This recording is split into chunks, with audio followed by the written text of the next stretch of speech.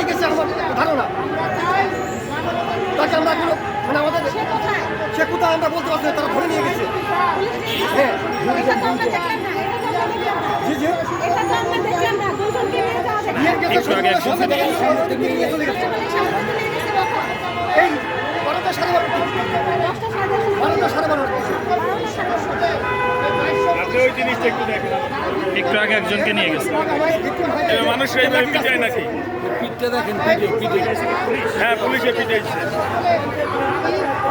আপনাদের এই সম্মেলন কখন থেকে শুরু করছেন? এটা তো অনেকদিন যাবত চলতে আছে।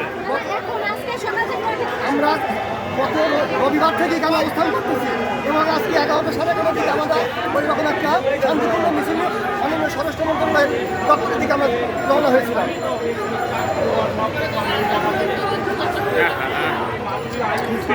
বিগত সরকারের যেমন তাদের মধ্যে যারাই দ্বিমত পোষণ করেছে তাদেরকে বিভিন্ন সময় বিভিন্নভাবে ডাকলে গিয়ে তারা চাকরিচ্যুত করেছে।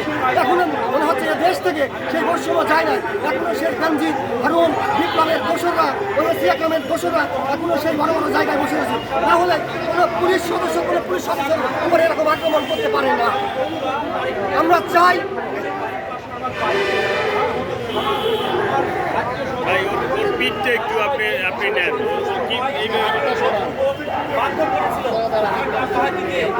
এরপরে আমি কোনো রকম আইনি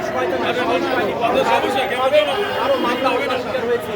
আমি আবারও আইনি স্বরাষ্ট্র মহোদয় এবং মাননীয় আইজি মহোদয়কে বলবো এই 2200 পুলিশকে আপনারা অনন্ত বিলম্বে আপনারা অন্যথায় যে কোনো সিদ্ধান্ত জীবন মরণ একটা ব্যবস্থা এখানে প্রোগ্রাম করবে।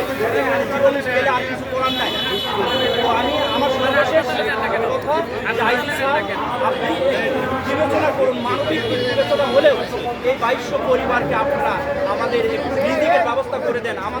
আমাদের পরিবার সন্তান নির্মম জীবনযাপন করছে, এটা আসলে ধন্যবাদ।